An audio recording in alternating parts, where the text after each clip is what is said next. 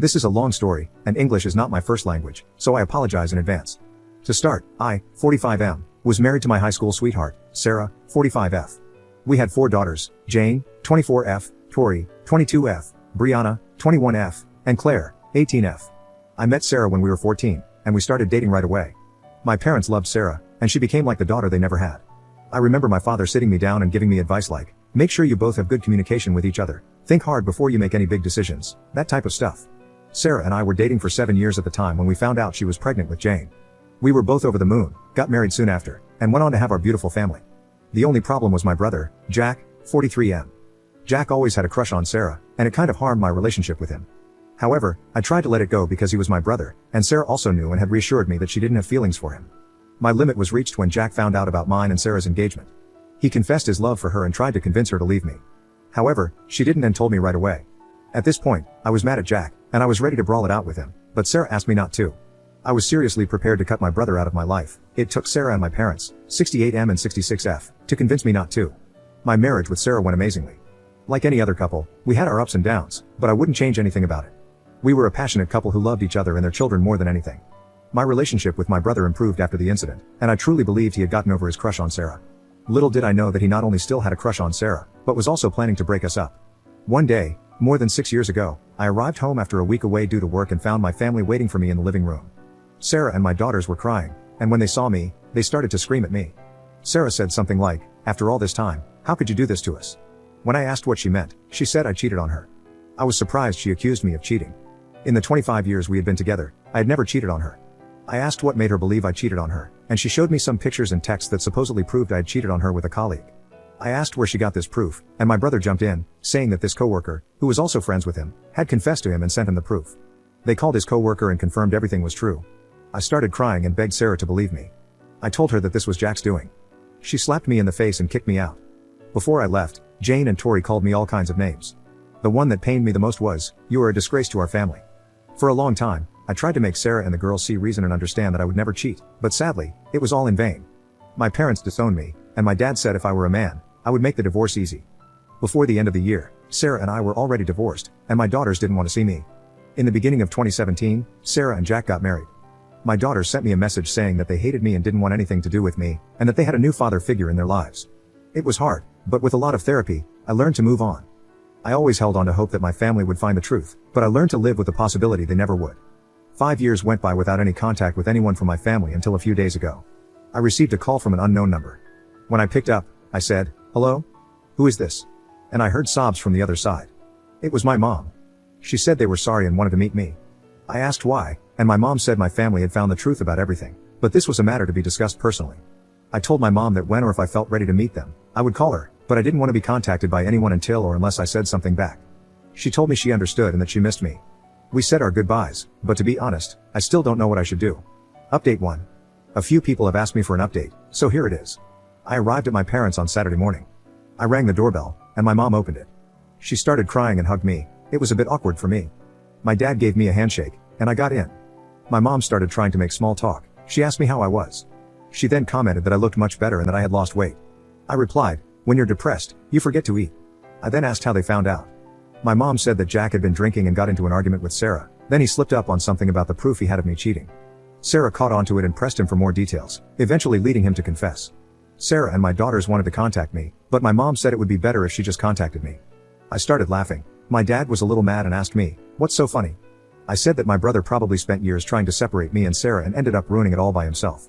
All he had to do was be quiet, and he could continue with his beautiful life. I then asked my parents if they could imagine how our lives would be if they and Sarah hadn't tried to convince me to forgive my brother after he tried to convince Sarah to run away with him. My dad started crying. It was the first time in my 45 years of life that I had seen my old man cry. He started apologizing, saying he was an awful father but that he, my mom, Sarah, and my daughters were all sorry. I was able not to cry, and I told them that I would love to reconcile, but it would take time. My mom asked me if she could give the green light to Sarah to contact me. I said yes. They then asked more about my life, as they wanted to know how I was doing. Overall, it was better than I expected. The next day, Sarah sent me a message and asked me if she could call me. I replied a few hours later that she could. Not even 5 minutes later, she called me. She asked me how I was. I told her that given the circumstances, I could be worse. I asked how she and our daughters were. She said that they were not so good. After my brother confessed, Sarah and my daughters felt remorseful and kicked my brother out. I asked Sarah a few questions. Why did she marry Jack so quickly and how come she didn't believe me? She started crying. She said that during and after our divorce, my brother had been her rock. Sarah said that they eventually started dating, and they got married because, and I was shocked to hear this, she got pregnant. I was a bit taken aback when I heard it. I asked if she could repeat it, and she did. I told her that I needed time. I warned that the chances of us getting back together were not looking good, and I didn't want her to have false hopes. She cried a bit more, but said she understood. She ended the conversation with an "I love you." I just said goodbye. Update 2. My mom was the bridge of communication between me and my daughters. I messaged her that I wanted to meet my daughters in a public place, and she recommended a park, and we met yesterday. When I got there, my daughters had already arrived. I only had a few seconds to process seeing them for the first time in more than half a decade because Jane, my 24-year-old, jumped on me. She was crying and kept saying she was sorry and asked me not to hate them. We stayed hugging for a few minutes. It seemed like she didn't want to let me go. It took Claire, my 18-year-old, to take Jane off me. Tori, my 22-year-old, asked me how I was. I looked at her for a few seconds. I was still surprised to see how much she had grown in the last years, but I also kind of saw the last 6 years flashing through my eyes. For a while after the divorce, I just looked at pictures of me, Sarah, and the girls together, remembering the good old days, and started wondering if living was still worth it. After a few seconds, I told Tori I had gotten a cat. I said that he was a great cat and my best friend, and if it weren't for him, I wouldn't be here speaking to her. As soon as I said this, all my daughters started crying. I was looking at them, crying on the inside but somehow still able to maintain my composure. They all said they were sorry for not believing me and begged me to forgive them. I told them I still loved them more than anything, but it would take time for me to truly forgive them, and they would have to show me by their actions, and not their words, how sorry they were. I noticed Jane was wearing a ring. I asked her about it. She told me she had gotten married to her longtime boyfriend 2 years ago. At this point, I was about to burst into tears knowing I had missed my daughter's wedding. I just asked if he walked down the aisle, and she quietly said yes. I just couldn't do it anymore and started crying my heart out. That monster stole everything I held dear and robbed me of one of the moments I was longing for the most, walking my daughter down the aisle. I was ugly crying, and I could tell Jane was sad as well. I told her that I would get over it and not to worry about it. She just hugged me again silently. We stayed like that for what seemed like a long time. After we broke off the hug, Jane said she was sorry once again. I told my daughters that I needed a few days but I would like to go to family therapy with them, and they agreed. Me and my daughters were catching up about each other's lives, and it felt good to have a normal conversation with them. They gave me their phone numbers, we said our goodbyes, and I hugged every single one of them tightly for a long time. Update 3. I would like to start by thanking everyone for their support. A user has been messaging me, and his input on my situation has been very helpful. I explained to him that Jack was always praised by our parents due to his grades and was somewhat always competitive. This user believed that my brother could be a narcissist and saw Sarah and my daughters as trophies. My daughters and I attended therapy last Saturday. I got in first and explained to the therapist my concerns about Jack being a narcissist. She told me my concerns could be right, but it was not certain. My therapy session was a bit emotional but good. I started by explaining how I felt during all this time, how many nights I cried missing Sarah and the girls, how I had nightmares, and how hard it was all for me. My daughters did talk, but it was not easy to understand their words.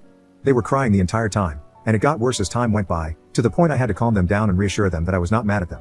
The session ended, and we will attend our second session next Friday. Although I still don't know what will happen, I am hopeful I can rebuild my relationship with my girls. Also, I had dinner with my daughters on Tuesday. It went well, and they had the chance to meet my cat, and they brought a copy of pictures of us. It was a nice gift.